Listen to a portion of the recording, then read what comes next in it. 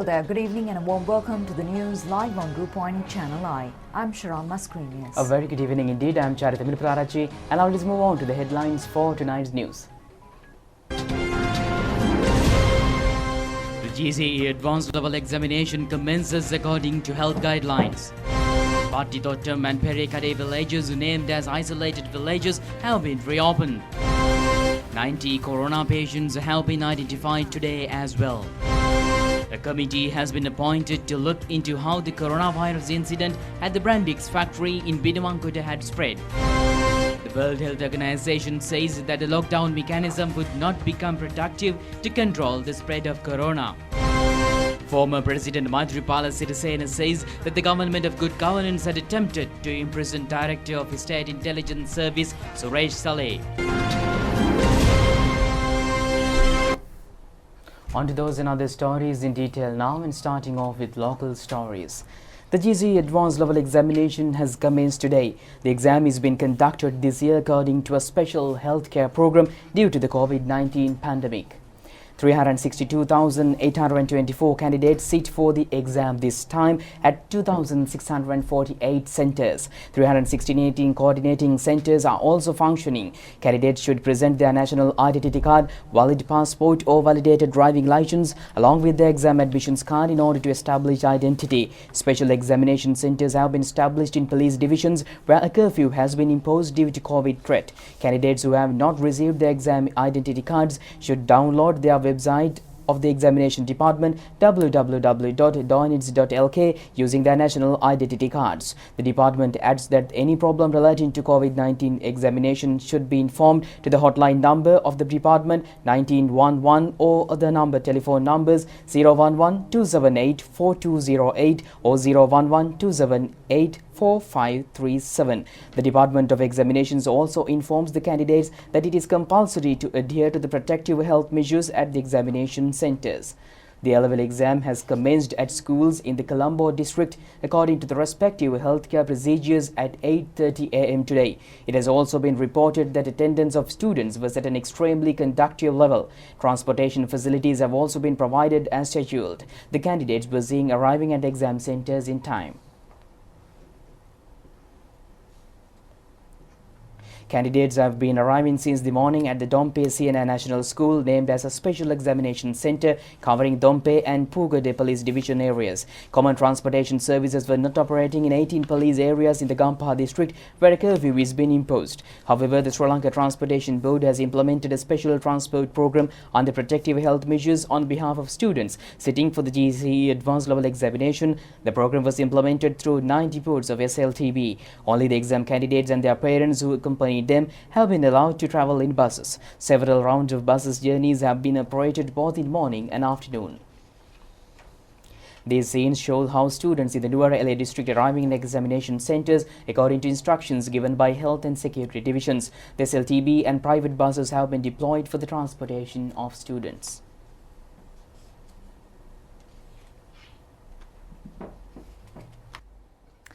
And you're still on local news. Army Commander Lieutenant General Shavendra Silva says that Pettitottam and Periyakade villages in Manna area have been isolated until further notice. Meanwhile, 7 Grama Niladhari divisions of Kurikotua, Maliga Thanna and Eluwa Pitiya areas are under curfew imposed in Mirigama, and Attanagala Divisional Secretariat divisions have been declared as high security zones.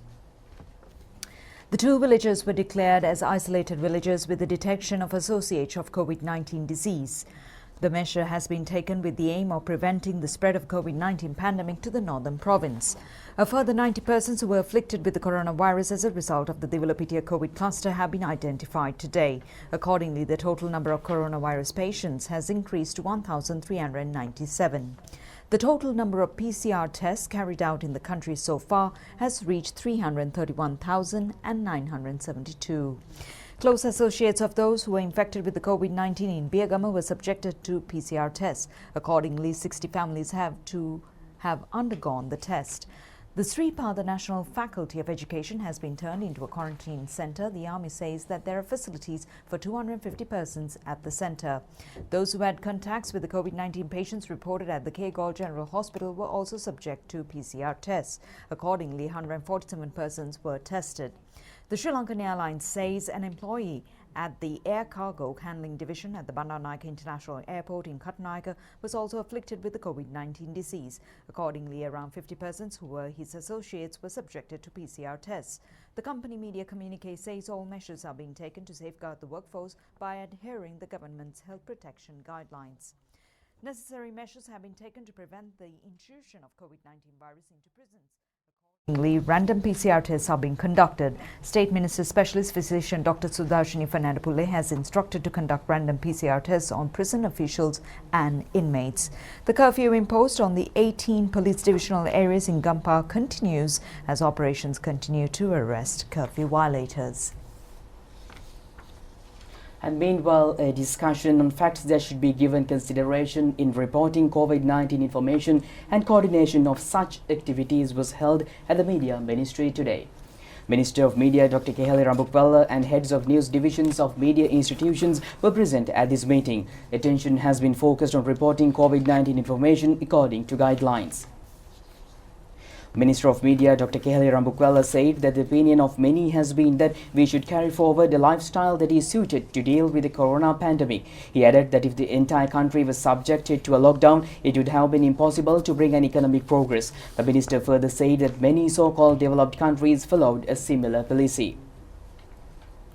Director General of Paris Presidential Media Division Mohan Samaranayake said that the media is faced with the challenge of reporting COVID-19 issues. He said that the COVID pandemic is the biggest global disaster that occurred after the end of the Second World War. He added that according to the IMF, the global economic growth in the year 2020 is at -4.5. The Director General further said that 305 million persons have lost their jobs due to the COVID-19 pandemic. In the US alone, 50 million persons have lost their jobs. Mohan Samaranayake further said that general public should be enlightened on the situation without instilling fear among themselves. Secretary to the Minister of Media Jagat P. Vijayavira, Director General of Information Nalaki Kalaweva, Prime Minister's Media Secretary Rohan Valavita and Chairman of the Sri Lanka Rupavahini Corporation Dr. Nihal Jayatilaka were also present on this occasion.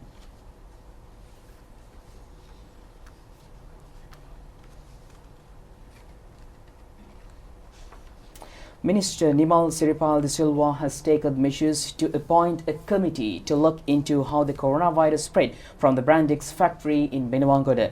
The objective is to investigate accusations pertaining to the ability to prevent affliction of coronavirus among the factory employees. The employee task force established by the Ministry of Labour has met yesterday. The minister has appointed the Brandix Government Committee taking into consideration of the facts pointed out by the trade union representatives at the meeting. The newly appointed committee is comprised of Deputy Labour Commissioner EZP Dabure and Law Officer KBJ Prevadasa. The minister has requested trade union members to present the evidence and statements of employees to the committee. Meanwhile, the State Pharmaceutical Drugs Manufacturing Corporation has commenced a program to hand over drugs to the residences of patients who are receiving treatment at clinics. It has been pointed out that the heavy congestion at hospital clinics would pose a threat on the spread of COVID-19 disease. A communique of the Ministry of Health says that the program is to be commenced from Colombo and Gampa districts is to be implemented island-wide later on. A request has been made from the consumers to furnish details including the residential address, telephone numbers through Viber or WhatsApp to the Osusalas of the corporation.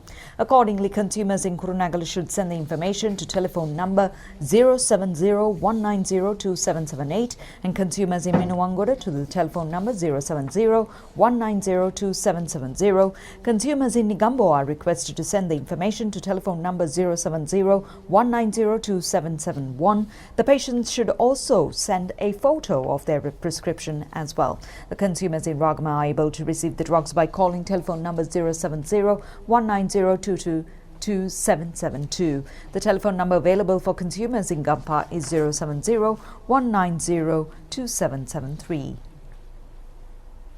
And here's a world update of the COVID-19 pandemic. The number of confirmed COVID-19 cases worldwide surpassed 37.8 million, while the death toll has exceeded 1.08 million at present. Meanwhile, more than half of US states are seeing an increase in no coronavirus cases, with 5 states reporting a jump of more than 50% in 1 week. The United States remains the worst hit country in the world with the highest case loads and death toll. The nationwide case load amounted to 7.99 billion, with the death toll reaching 210,000 as of yesterday.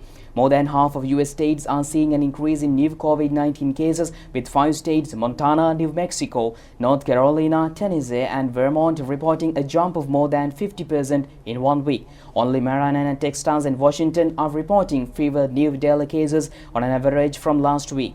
The number of new cases is holding steady in 16 states, while new cases have climbed compared with the week before in elsewhere. European countries are racing to contain coronavirus outbreak as the continent struggles with second wave of COVID-19. European countries including the United Kingdom, Spain and France have also been frightened and tightened their epidemic prevention and control in the hope of avoiding large-scale lockdowns that have heavily impeded their economic recovery. Germany's largest cities have become coronavirus hotspots over the last few days. Berlin has reported a spike in cases, while the cities of Cologne, Dusseldorf, Essen and Stuttgart have also been recorded a rise in infection rates. In the meantime, Stuttgart has also requested military assistance to manage the crisis. Germany has more than 325 coronavirus cases and 9,621 deaths. Meanwhile, in UK, the Liverpool City region is expected to face the toughest restrictions under a new 3-tier system, which will classify regions as being on medium, high or very high alert. Liverpool recorded 600 cases per 100,000 people rather, while the average for England was 74. In Britain, 12,872 more people have tested positive during the past 24 hours, bringing the total number to nearly 604,000. In France, 12 cities or regions have been put under the highest alert for COVID-19. The French government will declare a health emergency in the maximum alert areas if the pandemic further worsens. The number of confirmed COVID-19 cases in France has risen to 735,000, with 16,101 cases added over the last 24 hours. The cumulative number of deaths reached 32,730. Meanwhile, South Korea reported 97 more cases within 24 hours, raising the total number of infections to 24,700. In the meantime, the South Korean government has said that the country will move on to the least restrictive trial of its physical distancing system starting from today, as the daily caseload stayed below 60 for the past 2 weeks. The virus that causes COVID-19 can survive on banknotes, glass and stainless steel for up to 28 days, much longer than the flu virus, Australian researchers said today, highlighting the need for cleaning and hand washing to combat the virus. That causes COVID-19 can survive on some surfaces for days. But a new study has found it can remain infectious for 28 days under the right conditions. That's far longer than the flu virus, which can last for up to 17 days. The study was released on Monday by Australia's National Science Agency, and researchers found the virus persisting on phone screens, paper money and stainless steel. They say it shows how critical cleaning and hand washing are in fighting the pandemic. Shane Riddell is the study's lead researcher. We still don't know what an infectious dose is. So even though we were able to recover infectious virus up to 28 days, that may not be enough to actually cause an infection. But I think the key message really is to wash hands where possible and sanitize your hands with an alcohol-based disinfectant often. One caveat, the experiment was done entirely in the dark without UV light. Direct sunlight has been shown to degrade the virus. It also survived longest at about room temperature rather than sweltering heat. And the study found that proteins and fats in body fluids help the virus last longer. So cool environments with high protein, one official at the Australian agency told Reuters, may help to explain the persistence and spread of COVID-19 in meat processing plants around the world. And now from Australia to USA, Twitter flagged a tweet by US President Donald Trump yesterday in which he claimed he was immune to the coronavirus, citing that the statement has violated the social media platform's rules on misleading information related to COVID-19. Twitter on Sunday flagged a tweet from Donald Trump in which the president claimed he was immune to the coronavirus. In a disclaimer, Twitter said the post violated its rules about misleading and potentially harmful information related to COVID-19. Maybe I'm immune, I don't know. Trump has suggested he is immune to the virus before, including in interviews on Fox News.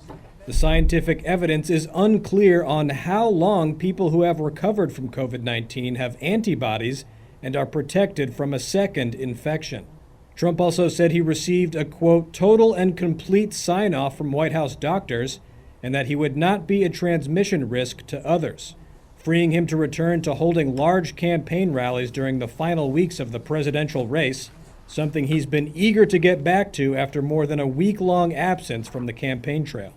Trump's comments came a day after his physician said the president had taken a test showing he was no longer infectious. He did not say directly whether Trump had tested negative for the virus. The president's illness has put a focus on his handling of the pandemic. A Reuters Ipsos poll showed Americans steadily losing confidence in how he has managed the health crisis, with his net approval on the issue hitting a new low. On Sunday, Trump also repeated his past calls for states to reopen their economies, even as the pandemic shows little sign of abating.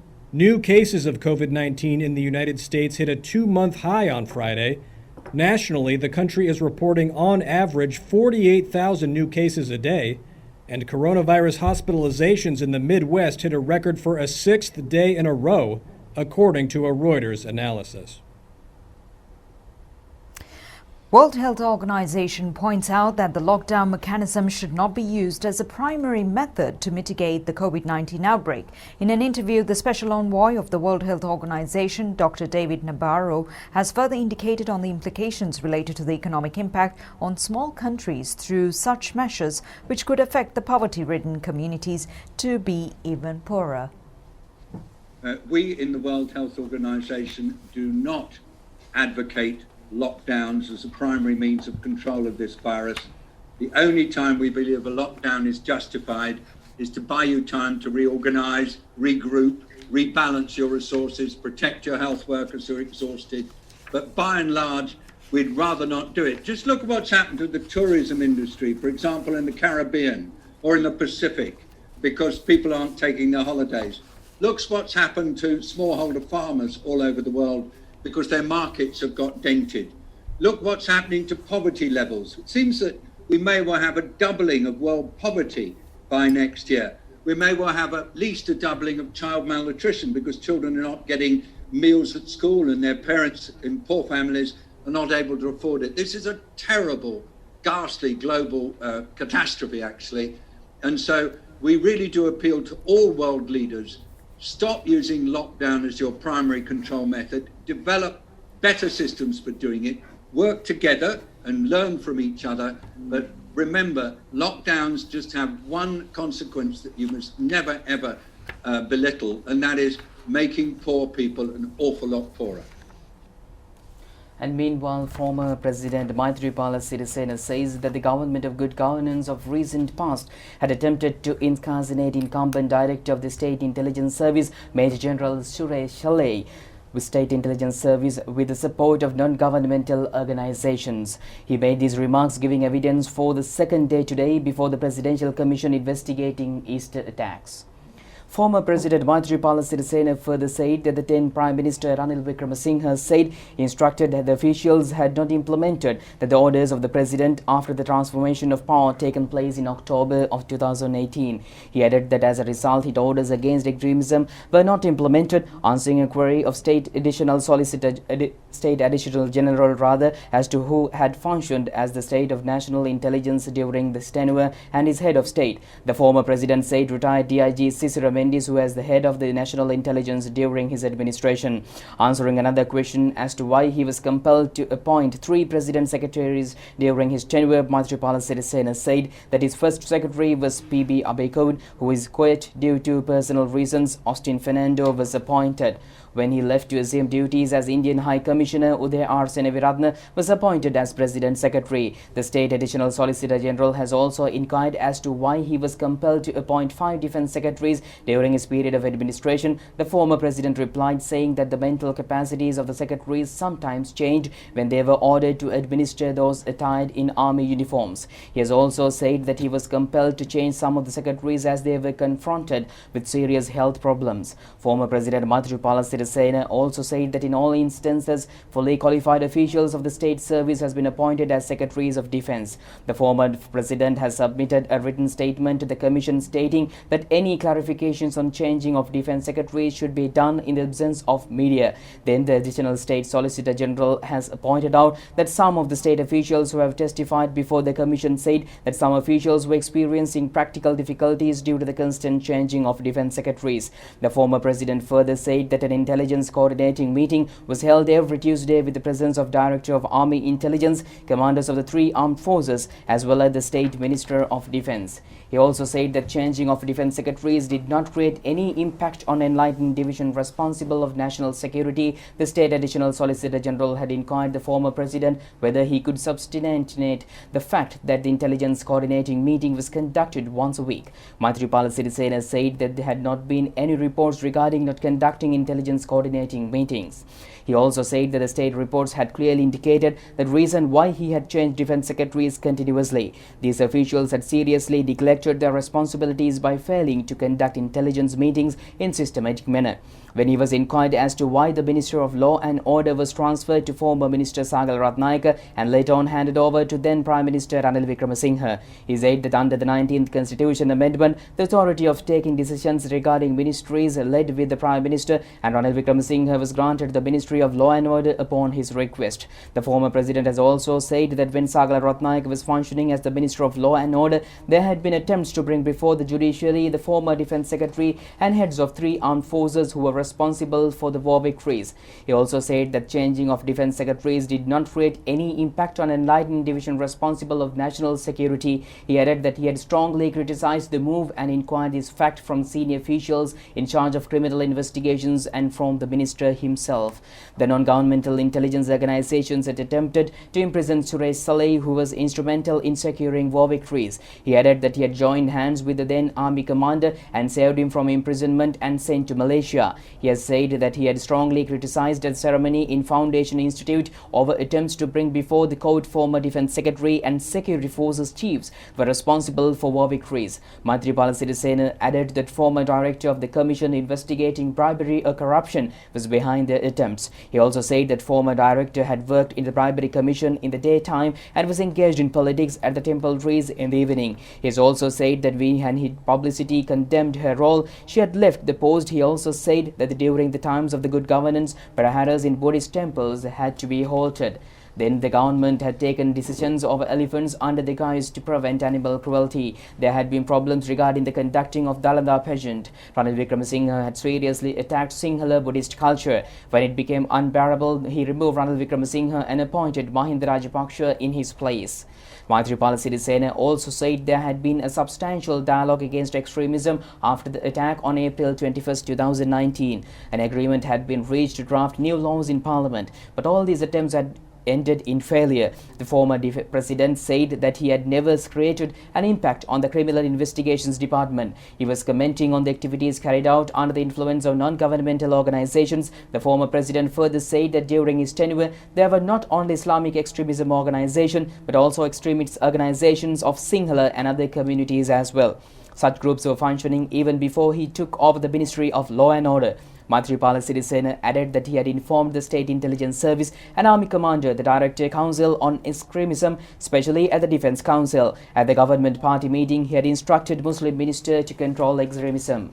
Answering a question as to why bombs were exploded at 8 locations of the 21st of April 2019, even when he had properly advised the relevant security groups. He said that after Ranil Wickremesinghe resumed duties as Prime Minister, according to a Supreme Court verdict, his instructions were not heeded. He added that Ranil Wickremesinghe has told MPs and the ministries not to accept his orders.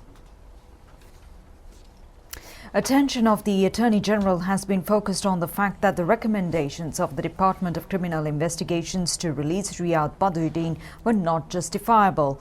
Coordinating official of the AG State Counsel Nishara Jayaratne says that this was disclosed when the AG has convened CID officials to interrogate on the releasing of the suspect. Investigations are to be conducted by former DIG of the CID Nuanvida Singh and its director Prasanna D. Alvis on the releasing of Badruddin.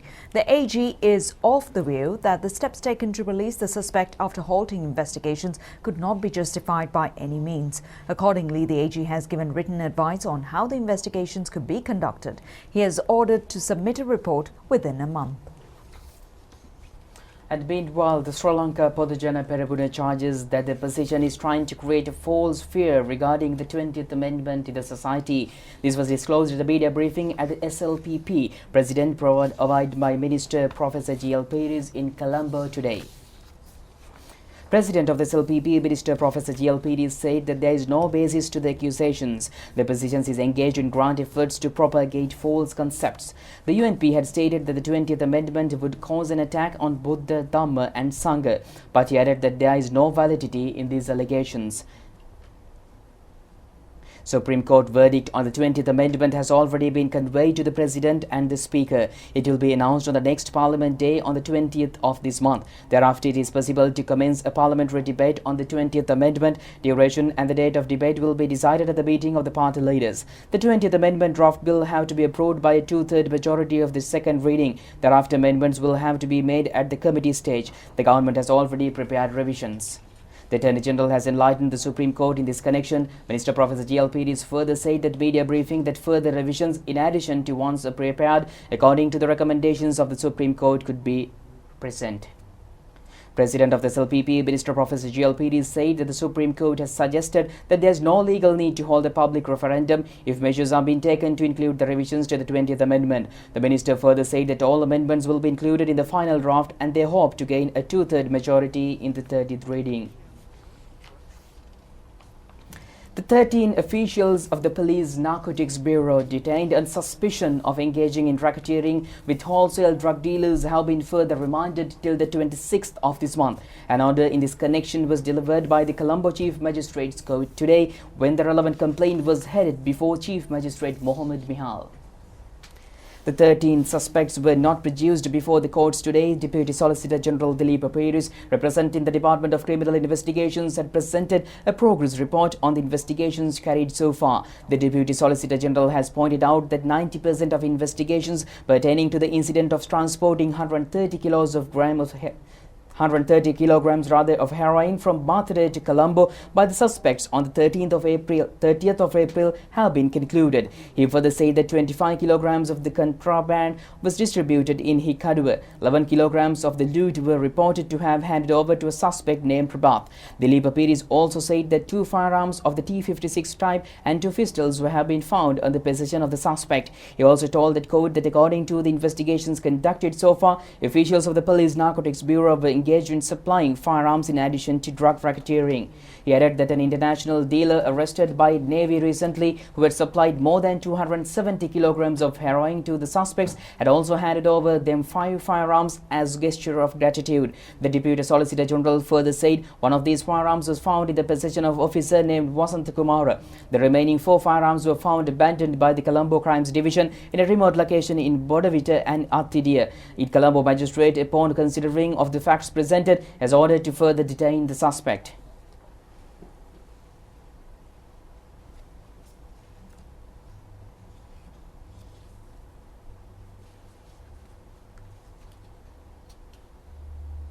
The Vennapur police station has arrested a female engaged in heroin racketeering and a youth who had purchased drugs from her this morning. They were nabbed with 138 grams of heroin. Both of them are residents of Sirigampala in Vennapur. The police says husband and several relatives of the female suspect have also been detained.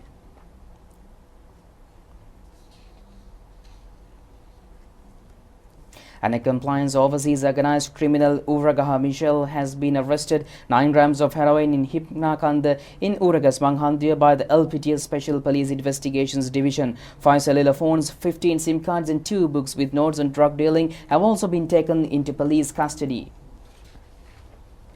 The Visawela Divisional Criminal Investigation has arrested a suspect with a locality-made firearm which could be operated with T56 live bullets. The police says that the firearm and ammunition were found in a raid conducted at a house in Manikava. And with that, we conclude tonight's news. Do it just tomorrow at the very same time. Stay safe. Good night.